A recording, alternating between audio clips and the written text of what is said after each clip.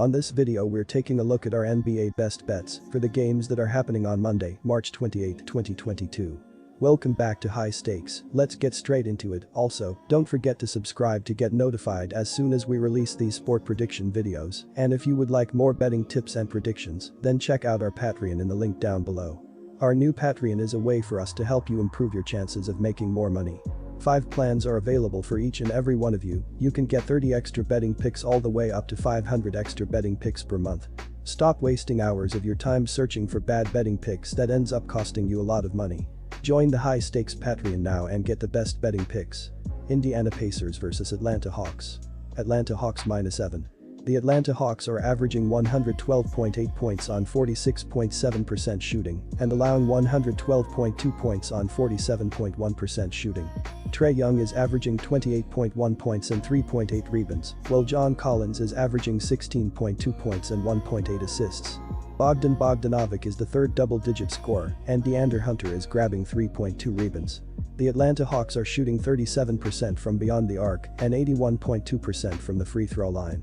The Atlanta Hawks are allowing 36.4% shooting from deep and are grabbing 43.9 rebounds per game. The Pacers are 13th in the Eastern Conference and playing for pride as they have been eliminated from playoff contention.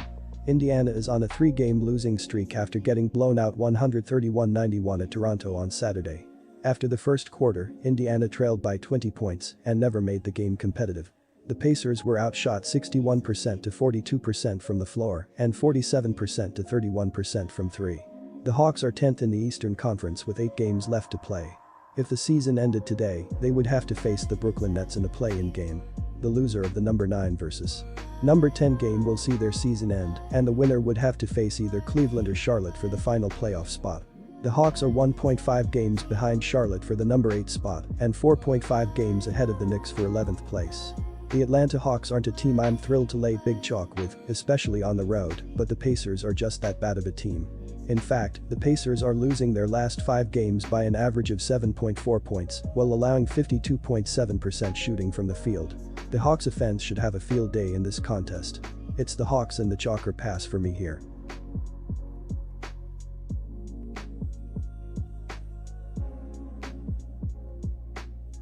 Miami Heat vs Sacramento Kings. Miami Heat -13.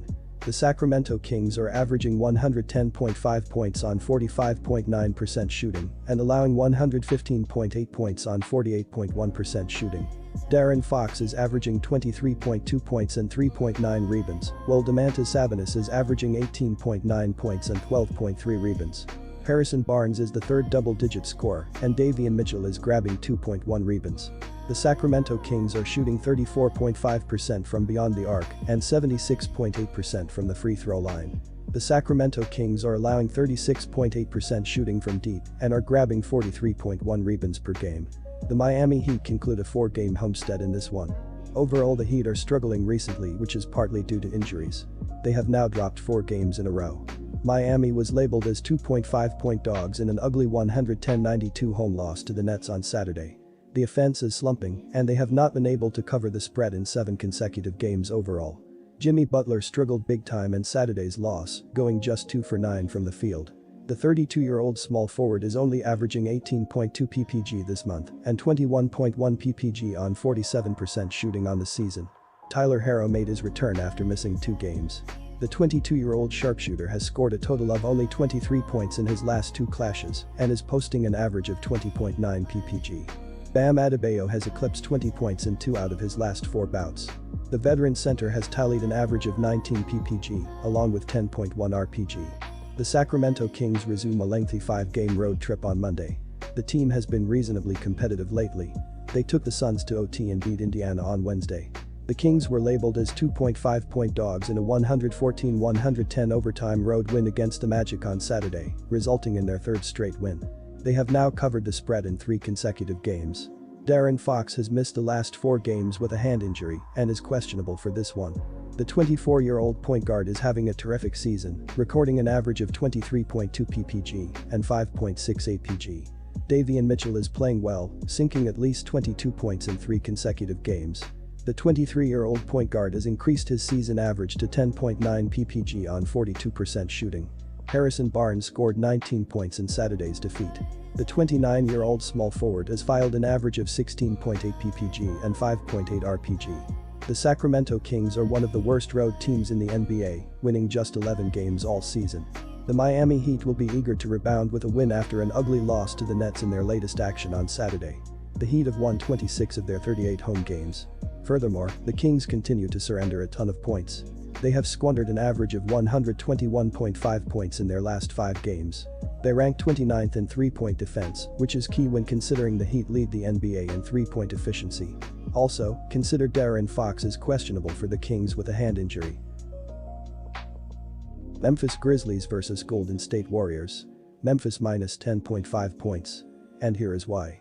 The Golden State Warriors have been in a slump as they've lost 5 of their last 6 games overall, and they will be hoping to snap a 2-game skid after getting beaten by the Wizards in a 123-115 road loss last night.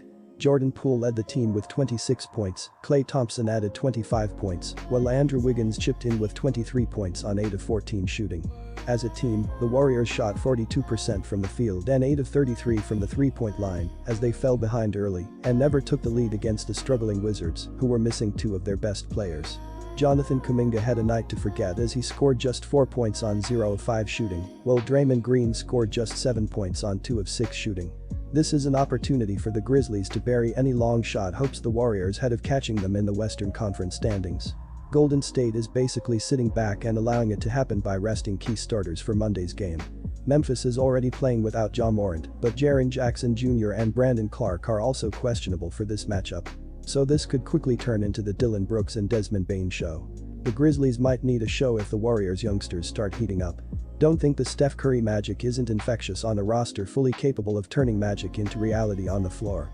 Even with the team slumping, they're still averaging 114.3 points in their last 3 games. This isn't the time to hit cruise control with the playoffs right around the corner. The Grizzlies have won 2 of the last 3 head-to-head meetings with the Warriors this season. They're leading the league in steals, destroying the boards and playing with the sort of speed and ferocity that you'd expect from a legitimate championship contender. Just look at how they handled business against the defending champion Milwaukee Bucks on Saturday. The Warriors are missing too many key players to survive the nightly firestorm that comes down on opposing teams at the FedEx Forum in Memphis. Steph Curry, Draymond Green and Klay Thompson are all expected to be out for this game. That leaves the Warriors' young core of players in a head-to-head matchup with a Grizzlies team that absolutely destroyed the defending champion Milwaukee Bucks on Friday night. Yes, the young Warriors knocked off the Miami Heat, but that's not really worth bragging about at this point, with that team sinking quicker than a cement block in a kiddie pool. They'll be in over their heads against the Grizzlies on the road. Memphis is arguably the most well-rounded team in the league. The only other team capable of making that argument sits on the Western Conference throne in Phoenix. But opposing teams are only averaging 44.8% shooting in Memphis. The Grizzlies are more than capable of shutting things down for the young Warriors while also putting more pressure than they handle on the scoreboard. They have consistently rolled through the punches with key injuries and still managed to beat some of the best teams in the league. I'm laying the points big on Memphis here.